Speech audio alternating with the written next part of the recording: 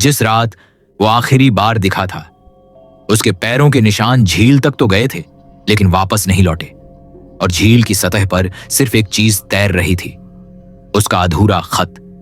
पर जो लिखा था वो इंसानी दिमाग से बाहर की चीज थी। पाड़िद रात के 2 बज रहे थे और झील के किनारे सिर्फ सन्नाटा था, लेकिन उस सन्नाटे में भी कुछ था, कुछ जो सांस ले रहा था। शिव, एक सुलझा हुआ लड़का, पढ़ाई में तेज, दोस्त कम और झील का दीवाना, कहता था जब कुछ समझ ना आए तो झील से पूछो, पानी कभी झूठ नहीं बोलता।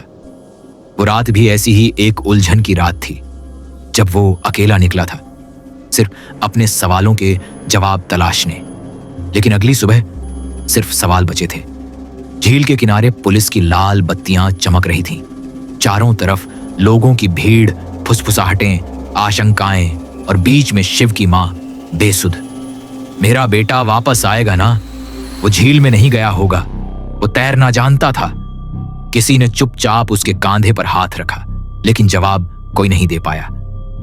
झील के पास मिले थे शिव के पैरों के निशान, जो धीरे धीरे पानी में गुम हो गए थे, और झील में बहता एक अधूरा खत। स्याही से ज्यादा उसमें डर भरा था। खत पर लिखा था, अगर मैं वापस ना आया तो इसका मतलब है वो सच था। वो झील में रहता है और अब वो जाग चुका है। हर कोई सोचने लगा, क्या शिव पागल हो गया था, या फिर जो उसने लिखा था वो सच था। इंस्पेक्टर आकाश सिंह को केस सौंपा गया। जिम्मेदार, तेज तर्रार, लेकिन खुद एक टूटे हुए इंसान। बीवी छोड़ चुकी थी, बच्चा कभी मिला नहीं। अब बस अपराध की तह में उतरने की आदत रह गई थी। ये लड़का गया कहां? अगर खुद गया है तो क्यों, और अगर कोई लेकर गया तो कौन? आकाश ने झील की मिट्टी उठाकर सूंघी। पुरानी आदत थी उसकी। ये जगह कुछ छुपा रही है, और मैं जानता हूं हर मिट्टी बोलती है, बस सुनना आता हो तो। कस्बे के लोग शिव के गायब होने को लेकर 2 हिस्सों में बंट गए थे।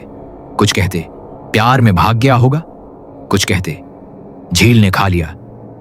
पर एक बूढ़ा था जो सबसे अलग था। उसका नाम था नरसिंह बाबा। कहते हैं वो 50 सालों से झील के पास अकेला रह रहा है, और जब उससे पूछा गया आपने कुछ देखा था, वो बस मुस्कुराया। झील रात में बोलती है बेटा, शिव ने सुना होगा और जवाब मांग बैठा होगा। इंस्पेक्टर आकाश ने सोचा ये सब बकवास है, पर जैसे जैसे तफ्तीश आगे बढ़ी, सवाल भी गहराते गए। शिव का मोबाइल मिला, खराब हालत में, स्क्रीन टूटी हुई, लेकिन रिकॉर्डिंग चालू थी। जब फॉरेंसिक ने ऑडियो बहाल किया तो उसमें कुछ सुनाई दिया। झील के पानी की हल्की आवाज, और फिर एक डर से भरी सांस। फिर शिव की आवाज, ये कौन है वहां? मत आओ प्लीज मत। और फिर अचानक कुछ पानी में गिरने की आवाज और चीख। उस एक रिकॉर्डिंग ने सब कुछ बदल दिया। आकाश अब इस केस में नहीं, उस लड़के की आवाज में फंस गया था। क्या शिव सच में कुछ देख रहा था? क्या कोई था वहां? वो झील के पास अकेले पहुंचा, और पहली बार उसे भी लगा ये पानी खामोश क्यों नहीं है। इस बीच एक नया सुराग मिला। शिव के कॉलेज के एक दोस्त विक्रम अचानक गायब हो गया। उसका कमरा खुला था, टेबल पर वही अधूरा खत, पर इस बार उसमें एक नई लाइन जुड़ी थी। अब अगला वो है जिसने मुझे बताया था। उसकी आंखें झील जैसी थीं। अब केस एक गुमशुदगी नहीं रहा, यह सिलसिला बन गया था। आकाश के सामने अब 2 नाम थे, शिव और विक्रम, और दोनों ने कुछ देखा था, कुछ ऐसा जो इंसानों के समझ से बाहर था। कस्बे के बीचों बीच जो झील थी, वो अब सिर्फ पानी का टुकड़ा नहीं रही, वो अब एक राज बन चुकी थी। एक ऐसा राज जो जान लेना चाहता था कि कौन कौन उसे जानना चाहता है।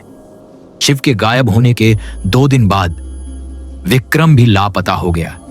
दोनों ही झील के आसपास देखे गए थे, और दोनों के कमरे में मिला था एक ही तरह का खत। अब इंस्पेक्टर आकाश की आंखों में सिर्फ एक चीज बची थी, शक। पर शक किस पर किया जाए? कॉलेज के स्टाफ से लेकर दोस्तों तक सब पूछताछ के दायरे में थे, पर कोई कुछ कहने को तैयार नहीं था, या कहें कोई कुछ जानने को तैयार नहीं था। बस एक लड़की थी जो कुछ भी नहीं कह रही थी, लेकिन उसकी आंखें चुप नहीं थीं। उसका नाम था सान्या। शिव की क्लासमेट, और शायद उससे कुछ ज्यादा। वो पूछताछ के वक्त चुपचाप बैठी रही, आंखें नीचे, हाथ कांपते हुए। और जब आकाश ने उससे सीधे पूछा, सान्या, आखिरी बार शिव से कब बात हुई थी? उसने पहली बार ऊपर देखा। उस रात जब वो झील पर जा रहा था, उसने मुझे एक बात बताई थी। आकाश सतर्क हो गया। क्या बात? उसने कहा था, अगर मैं वापस ना आया तो किसी पर भरोसा मत करना। यहां किसी की असलियत वैसी नहीं जैसी दिखती है। उस वक्त तो ये एक डरपोक लड़के की बातें लगती थीं, लेकिन अब जब दूसरा लड़का भी गायब हो गया, वो एक वार्निंग बन चुकी थी। आकाश ने तुरंत सान्या का फोन जब्त किया और जैसे ही डेटा खंगाला गया, एक रहस्यमयी चैट सामने आई। किसी अननोन नंबर से बार बार शिव को मैसेज आए थे, झील देखना बंद कर, नहीं तो झील तुझे देखेगी। उसने तुझे बुला लिया है, अब भाग मत। तू जो जानना चाहता है उसकी कीमत है। और उसी नंबर से विक्रम को भी संदेश भेजे गए थे, बिल्कुल वही भाषा, वही डर। अब सवाल था, ये नंबर किसका है? पता चला ये एक बंद हो चुका सिम है जो 5 साल पहले एक अनिरुद्ध घोष नाम के लड़के के नाम पर था। और वो लड़का 5 साल पहले उसी झील में डूब गया था, लेकिन उसकी लाश कभी नहीं मिली। और तब से हर साल कोई न कोई लड़का झील के पास से गायब हो रहा था। अब तक जो केस एक मिसिंग रिपोर्ट लग रहा था, वो अब एक सीरियल डिसअपीयरेंस पैटर्न बन चुका था। पर हैरानी की बात यह थी, किसी ने कभी रिपोर्ट दर्ज नहीं कराई थी। शायद डर से, या शायद सब जानते थे पर बोलते कोई नहीं था। सान्या ने आकाश से एक और बात साझा की। शिव ने मुझे एक डायरी दी थी, कहा था कि किसी को मत दिखाना। डायरी में जो लिखा था उसने आकाश की नींद उड़ा दी। झील के अंदर कुछ है, कोई वो नहीं कहता उसका नाम, बस कहते हैं वो जो लौट कर आता है। अनिरुद्ध उसे देखने गया था और उसके बाद रातों को लोग चीखें सुनते थे। विक्रम कहता है उसने भी देखा है और अब वो भी डर रहा है। मुझे पता करना है आखिर इस झील में क्या है, क्यों हर साल कोई गायब होता है और क्यों किसी को फर्क नहीं पड़ता। अब केस 3 परतों में बढ़ चुका था। 1, 5 साल पहले का अनिरुद्ध अंत 2, इस साल के शिव और विक्रम 3 और एक अदृश्य ताकत जो सबके डर को चुपचाप निगल रही थी। आकाश ने अगले दिन कॉलेज के पुराने स्टोर रूम की तलाशी ली। वहां एक पुरानी फाइल मिली, अनिरुद्ध घोष छात्र अनुशासन रिपोर्ट 2020। उसमें लिखा था, छात्र ने लाइब्रेरी की पुरानी किताबों में झील की किंवदंतियां पढ़ी। बार बार खुद को झील से जुड़ा बताने लगा।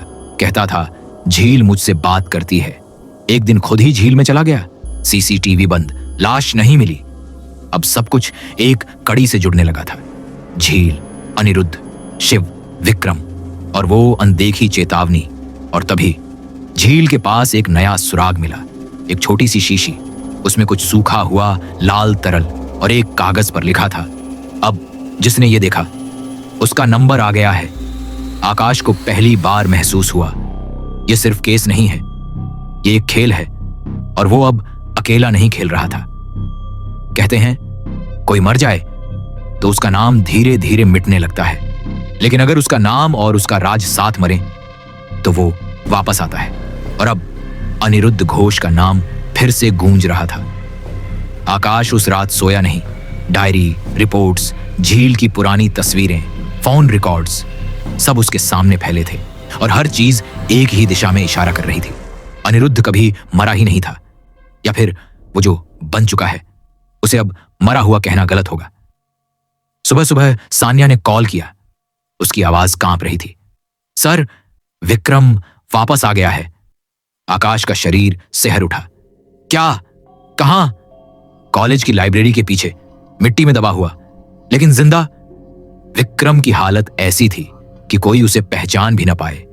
शरीर पर मिट्टी, चेहरा जर्द, नाखून टूटा हुआ, आंखों में एक ही डर। वो अब भी देख रहा है। डॉक्टरों के मुताबिक वो मानसिक रूप से सदमे में था, लेकिन जब होश आया उसने सिर्फ एक बात कही, मैं मरा नहीं, मुझे छोड़ा गया क्योंकि मैं झूठ बोला था, मैंने उसे देखा नहीं था। आकाश ने पूछा, किसे? विक्रम धीरे से बोला, जो झील के अंदर रहता है वो आदमी नहीं है, वो सवाल करता है। अगर तुम जवाब न दो तो वो तुम्हें अपने पास रख लेता है। सान्या वही डायरी फिर से लेकर आई। एक पन्ना पीछे चिपका हुआ था। पहले किसी ने देखा ही नहीं। उसे जैसे ही खोला गया, कुछ सूखे खून के निशान और एक आखिरी पंक्ति।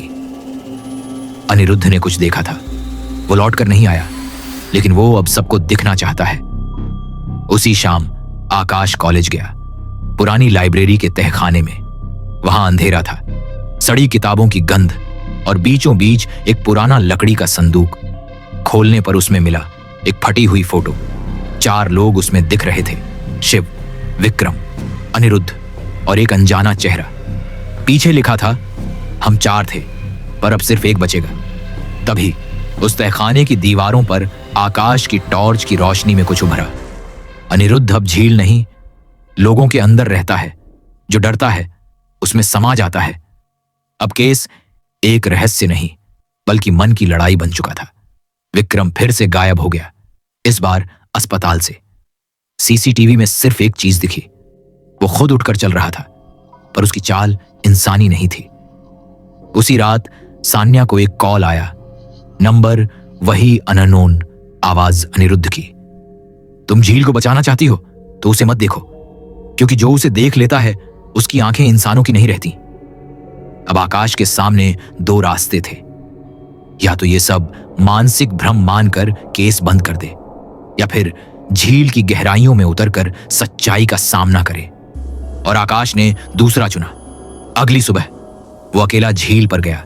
पानी शांत था, लेकिन हवा में घुला हुआ कुछ अस्वाभाविक।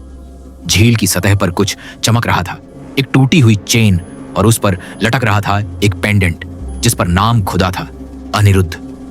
उसी पल झील में से एक हल्का बुलबुला उठा और आकाश को सुनाई दी एक आवाज, अब तुम भी देख चुके हो, अब तुम भी देख चुके हो।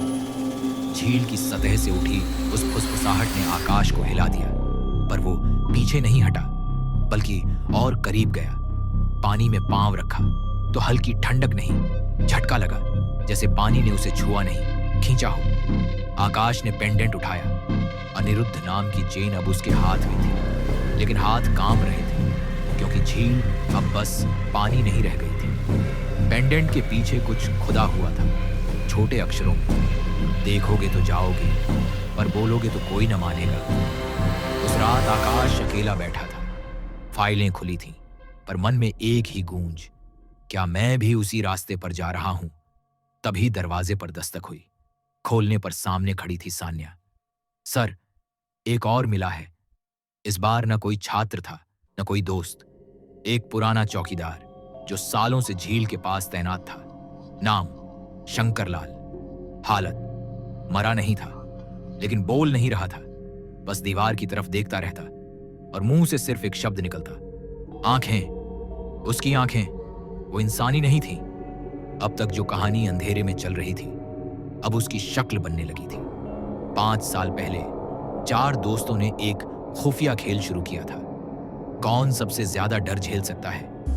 वे चारों रात में झील के पास जाते, अजीब अजीब किताबें पढ़ते, वीडियो बनाते, और धीरे धीरे उनका खेल एक दरवाजा बन गया। एक ऐसा दरवाजा जो डर की गहराई में खुलता था, और सबसे पहले उसमें अनिरुद्ध गया था। शिव ने अपनी डायरी में एक जगह लिखा था, हम सब ने सोचा था कि ये सब मजाक है, पर अनिरुद्ध ने सबसे पहले देखा और उसने हंसते हुए कहा, मैं डर के पार पहुंच गया हूं, अब मैं अकेला नहीं हूं। सान्या ने एक और बात बताई, सर, मैं उस रात वहां गई थी। आकाश चौंका, क्या? किस रात? जिस रात शिव गया था, वो मुझसे मिला था। उसने कहा था, मैंने उसे देखा है। उसकी आंखों में कोई और देख रहा था।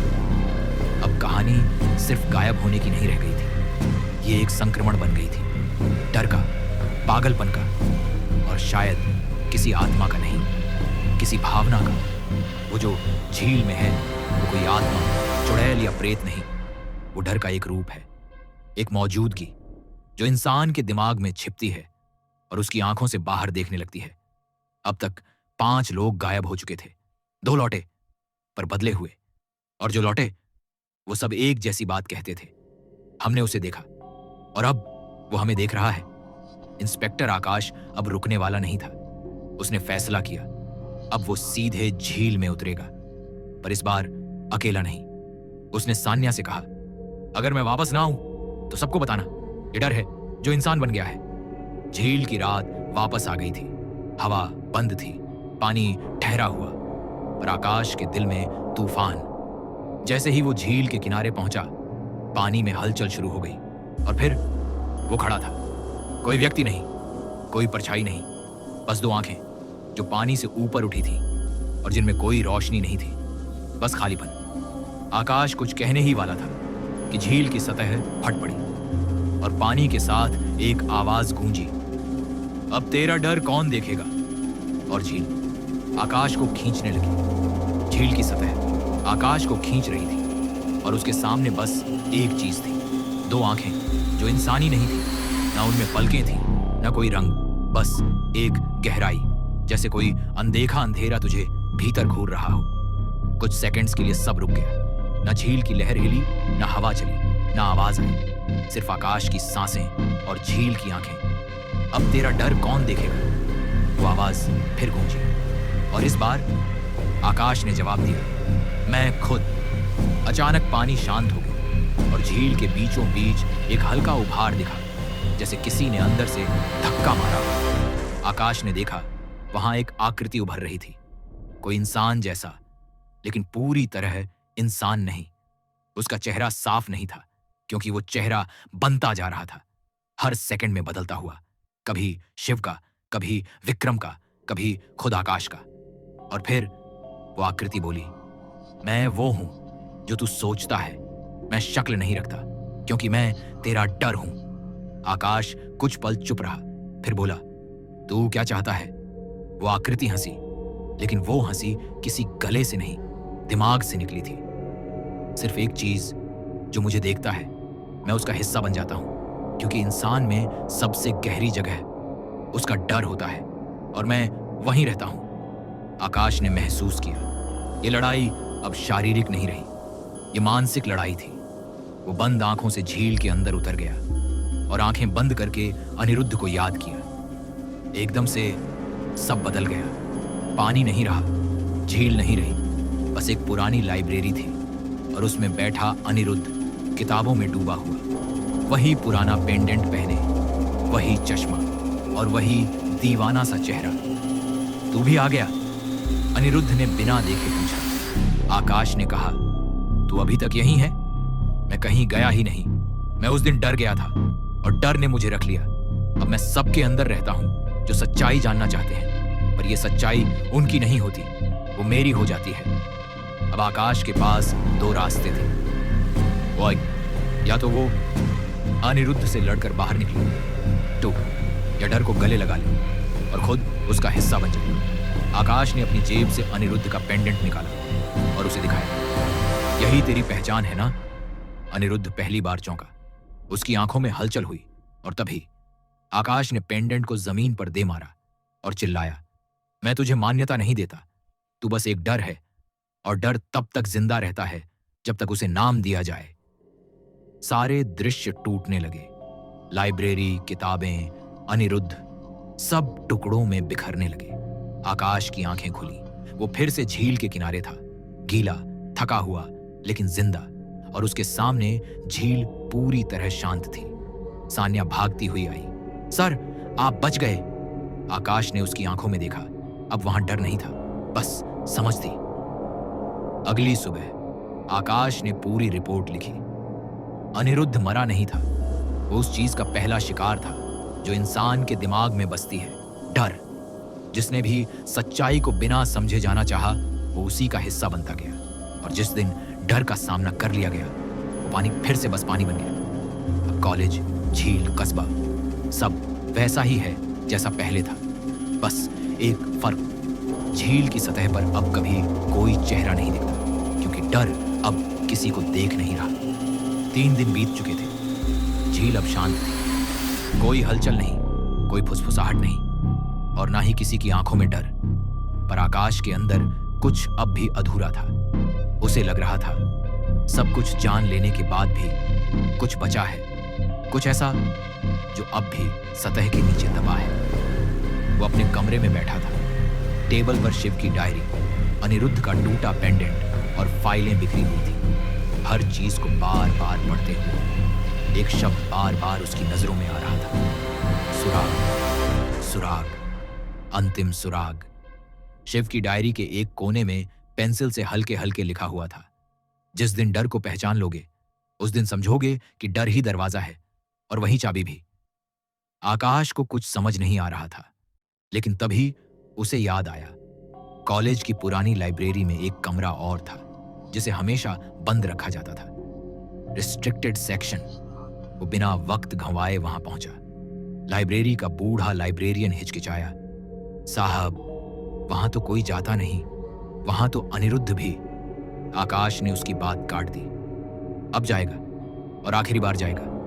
कमरा धूल से भरा था, मिट्टी की महक, पुरानी लकड़ी की चटकाहट और किताबें, कुछ इतनी पुरानी कि उनका छूना भी जुर्म लगे। दीवार पर एक पेंटिंग टंगी थी। 4 लड़के झील के किनारे खड़े थे। पीछे झील में कुछ धुंधला, कुछ जो इंसानी आकृति से थोड़ा बड़ा था। आकाश ने पेंटिंग के फ्रेम को घुमाया।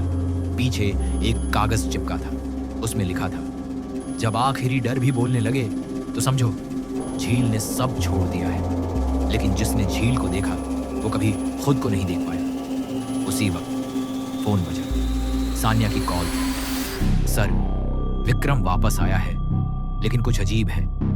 अस्पताल के कमरे में विक्रम बैठा था, एकदम शांत, स्थिर, और उसके हाथ में एक चीज थी, अनिरुद्ध की डायरी। ये कहां से मिली? आकाश ने पूछा। विक्रम ने धीरे से मुस्कुराकर कहा, ये कहीं नहीं गई थी, ये तो सबके अंदर थी, बस अब बाहर आ रही है। डायरी में सिर्फ एक पन्ना था। मैं अब झील नहीं हूं, मैं वो हर इंसान हूं जो अपने डर से भागा। तुमने मुझे पहचान लिया, पर याद रखना, डर कभी नहीं मरता, वो बस अगली आंखों का इंतजार करता है। आकाश समझ गया, ये कहानी कभी पूरी नहीं होती। डर मारा नहीं जाता, उसे बस पहचान कर छोड़ा जाता है। आखिरी दृश्य में आकाश झील के किनारे खड़ा है और धीरे धीरे पीछे हट रहा है, लेकिन झील के पानी में एक पल के लिए फिर से हलचल होती है, जैसे किसी ने अंदर से देखा हो, और फिर सब शांत। कहानी समाप्त।